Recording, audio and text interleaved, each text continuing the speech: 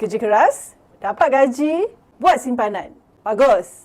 Tapi ini cara basic. Kerja keras, dapat gaji, buat simpanan. Simpanan juga bekerja keras untuk kita. Dapat pulangan, ini cara bijak. Apa maksudnya simpanan bekerja keras? Dengan RRG term deposit, simpanan anda juga bekerja keras. Anda akan dapat profit dengan hanya simpan di RRG. Cek minimum amount ini. Simpan 1 bulan sahaja, dah eligible untuk dapatkan 3.25% per annum profit rate. Kak Naf bagi contoh. Katakan emergency fund anda sebanyak RM20,000 anda simpan di RRG term deposit. 31 hari pertama, anda tidak keluarkan sebab tak ada emergency. Kiranya akan jadi macam ini. Jika 2 bulan, terus naik jadi 3.4% per annum profit rate.